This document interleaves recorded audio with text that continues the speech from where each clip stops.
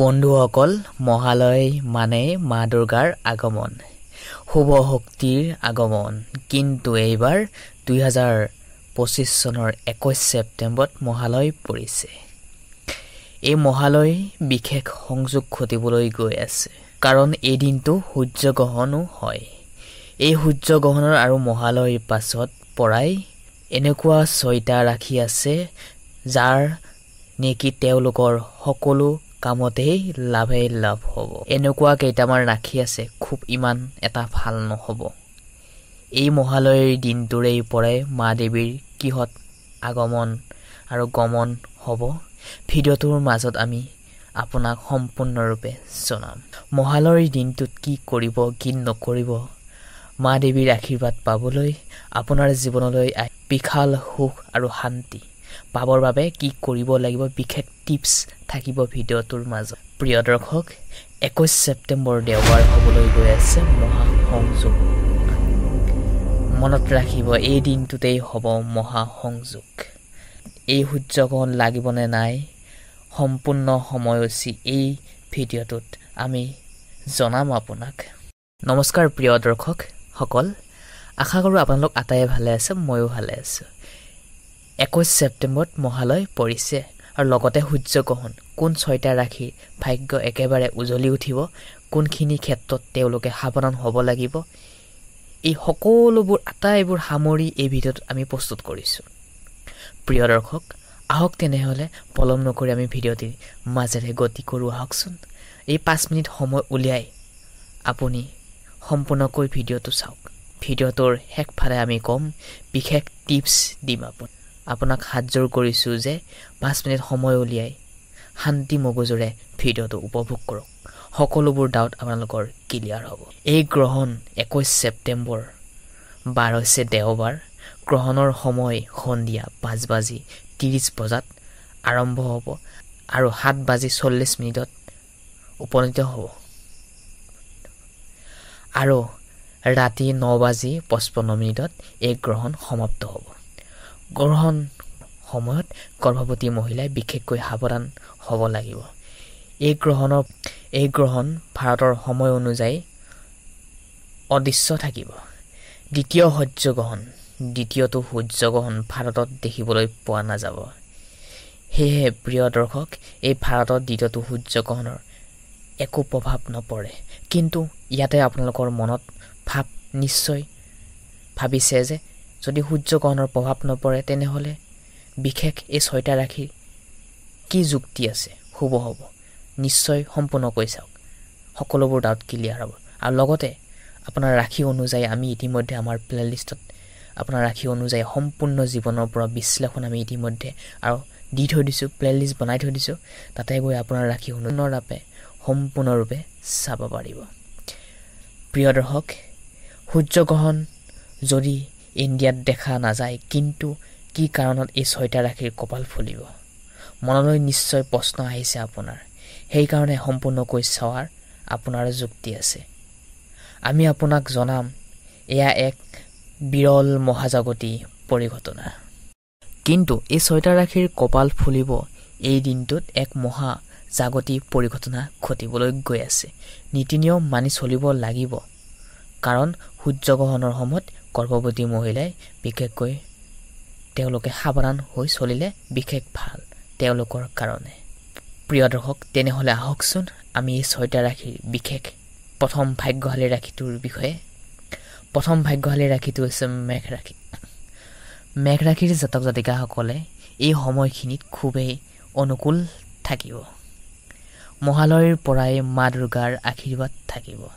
ধনৰ লাভৰ বিশেষ সংযোগ ঘটিব। পৰিয়ালত মান সন্মান, সুযোগ শান্তি লাভ কৰিবলৈ পাৰিব। বিজনেছৰ ক্ষেত্ৰতো তেওঁলোকে সফলতা হ'ব পাৰিব। ভগৱানৰ কৃপাত মেঘ ৰাশিৰ জাতক জাতিকাসকলৰ ওপৰত থাকিব। সমাজত এওঁলোকৰ নিজকে সমাজত প্ৰতিষ্ঠা কৰিবলৈ এক সুযোগ পাব। ভক্তি মনেৰে কমেণ্ট বক্সত জয় মা দুৰ্গা নাম উচ্চাৰণ কৰক। দ্বিতীয় ভাগ্যশালী ৰাশিটোলৈ যাওঁ আহকচোন। দ্বিতীয় ভাগ্যশালী ৰাশিটো হৈছে মকৰ ৰাশি। মকৰ ৰাশিৰ জাতক জাতিকাসকলৰ বাবে এই সূৰ্যগ্ৰহণ আৰু লগতে মহালয়ৰ এই দিনটোৰেই পৰা তেওঁলোকৰ জীৱনত এক বিশেষ পৰিৱৰ্তন ঘটিবলৈ গৈ আছে। নতুন কাম আৰম্ভণি কৰিলে তেওঁলোকে শুভ ফল পাব। মা দুৰ্গাৰ বিশেষ কৃপা থাকিব এওঁলোকৰ ওপৰত, যাৰ ফলত আপোনাৰ জীৱনত সকলো ধৰণৰ সুখ দুখ কষ্টবোৰ আঁতৰি সুখ শান্তিৰে ভৰি পৰিব। সকলোবোৰ সমস্যাই দূৰ হ'ব। জীৱনত এক নতুন আনন্দময় সৃষ্টি হ'ব। ইয়াৰ পিছত ভাগ্যশালী ৰাশিটো লৈ আহিছোঁ। ৩ নম্বৰ ভাগ্যশালী ৰাশিটো হৈছে কন্যা ৰাশি। কন্যা ৰাশিৰ জাতক জাতিকাসকলৰ বাবে সূৰ্যগ্ৰহণৰ পাছত ধন সম্পদ বাঢ়িব, পৰিয়ালত নতুন সুখ শান্তি বাঢ়িব। লাইফ পাৰ্টনাৰৰ পৰা যথেষ্ট চাপত পাব। নতুন সম্পত্তি কিনাৰো সুযোগ সুবিধা পাব পাৰে। ভগৱানৰ কৃপা থাকিব আপোনাৰ ওপৰত। এইখিনিয়ে সুখ শান্তি লাভ কৰিব। ব্যৱসায়টো লাভ হ'বলৈ পাৰিব। শিক্ষাৰ ক্ষেত্ৰত সফলতা পাব। কেৱল পিছলৈ নাচাব, নিজৰ কৰ্মৰ ওপৰত বিলিভ ৰাখি আগুৱাই যাওক। প্ৰিয় দৰ্শক, এইবাৰ আমি জানো আহকচোন ৪ নম্বৰ ভাগ্যশালী ৰাশিটোলৈ। হয়, ৪ নম্বৰ ভাগ্যশালী ৰাশিটোৱে হৈছে এক লিডাৰশ্বিপ ৰাশিফল। এক লিডাৰশ্বিপ, তেওঁলোকৰ মনৰ মাজত এক বিশাল পৰিঘটনা সপোন থাকে। তেওঁলোকৰ নিডছ বহুতেই থকা দেখা পোৱা যায়। হয়, সেইজন ভাগ্যশালী ৰাশিটোৱে হৈছে সিংহ ৰাশি। সিংহ ৰাশিৰ লোকসকলৰ ক্ষেত্ৰত কৰ্মৰ ক্ষেত্ৰত দীৰ্ঘদিন ধৰি ৰৈ থকা কাম তেওঁলোকে সম্পূৰ্ণ কৰিবলৈ পাৰিব। হয়, এওঁলোকৰ মনবোৰ খুবেই শান্ত হয়। এওঁলোকে নিজে জ্বলিও আনক পোহৰ দিবলৈ চেষ্টা কৰে, কিন্তু দুখ পায়। সেই দুখবোৰ আঁতৰি যাব। মা দুৰ্গাৰ কৃপা এওঁলোকৰ ওপৰত যথেষ্ট দেখা পোৱা যাব। চাকৰিৰ ক্ষেত্ৰত নতুন সুযোগ আহিব, কিন্তু নিজৰ মনৰ মাজত বিলিভ থাকিব লাগিব। ৰিলেশ্যনশ্বিপত পাব শান্তি, ব্যৱসায়ত পাব সফলতা। প্ৰিয় দৰ্শক, এইখিনিতে জনাওঁ যে আপুনি ইতিমধ্যে যদি আমাৰ ইউটিউব চেনেলটি ছাবস্ক্ৰাইব কৰা নাই, তেনেহ'লে চেনেলটি ছাবস্ক্ৰাইব কৰি থ'বলৈ একেবাৰে নাপাহৰিব। এইবাৰ ইয়াৰ পিছত ভাগ্যশালী ৰাশিটো হৈছে মীন ৰাশি। এই সময়ছোৱাত লাভেই লাভ হ'ব।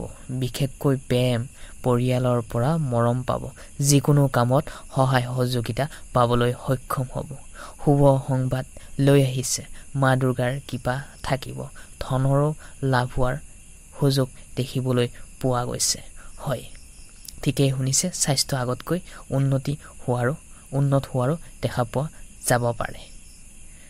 এইবাৰ প্ৰিয় দৰ্শক, অন্তিমটো ভাগ্যশালী ৰাশিটো লৈ আহিছোঁ। অন্তিমটো ভাগ্যশালী ৰাশিটো হৈছে মিথুন ৰাশি। মিথুন ৰাশিৰ জাতক জাতিকাসকলৰ ওপৰত মা দুৰ্গাৰ আশীৰ্বাদ থাকিব। সুখ শান্তি লাভ হ'ব। এই গ্ৰহণৰ পিছতে নতুন বাহন বা নতুন ঘৰ কিনাৰ যোগ আছে। আপুনি সকলো ধৰণৰে কাৰ্যত সফল হ'বলৈ পাৰিব। এইকেইটা ৰাশিৰ সূৰ্যগ্ৰহণৰ পাছৰ পৰাই গ্ৰহ নক্ষত্ৰৰ বিশেষ মহা সংযোগ ঘটিব।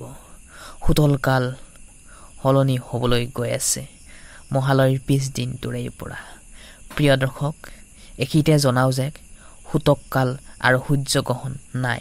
ভাৰতত প্ৰভাৱ ইয়াৰ নপৰে, কিন্তু এই গ্ৰহ নক্ষত্ৰৰ বিশাল সংযোগত এইকেইটা ৰাশিৰ খুবেই ভাগ্যশালী হ'বলৈ গৈ আছে।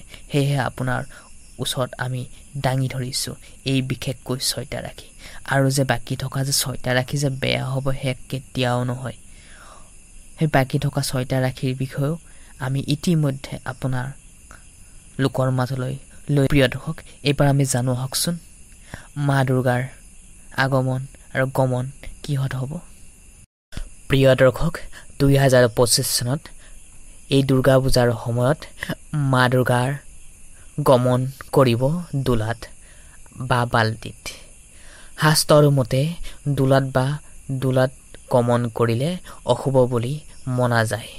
বিভিন্ন ৰূপে তেওঁলোকৰ জীৱনলৈ আমাৰ গ্ৰহ নক্ষত্ৰৰ বিশাল পৰিঘটনা, মানুহৰ মাজত হাই হুলি পৰিস্থিতি, দুৰ্ঘটনাও দেখিবলৈ পোৱা যায়। সেয়েহে গমন কৰাটো অশুভ বুলিও মনা যায়। যিসকলে দেৱীৰ মাক নামানিব, তেওঁলোকৰ জীৱনত দুখ কষ্ট আহিবই। এই বছৰ মহাসপ্তমী পৰিছে সোমবাৰ কাৰণ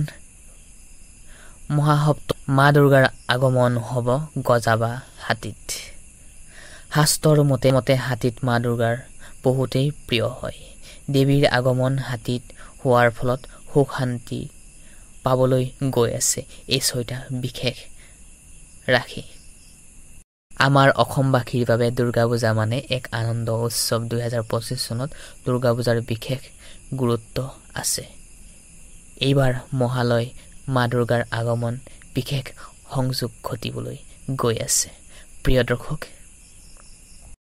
এই বছৰ মহা পঞ্চমী হৈছে 27 ছেপ্টেম্বৰ শনিবাৰ 10 আহিন মহা ষষ্ঠী হৈছে 28 ছেপ্টেম্বৰ দেওবাৰ 11 আহিন মহা সপ্তমী হৈছে 29 ছেপ্টেম্বৰ সোমবাৰ 12 আহিন মহা অষ্টমী হৈছে 30 ছেপ্টেম্বৰ মঙ্গলবাৰ 13 আহিন মহা নৱমী হৈছে 1 অক্টোবৰ বুধবাৰ 14 আহিন বিজয় দশমী হৈছে 2 অক্টোবৰ বৃহস্পতিবাৰ 15 আহিন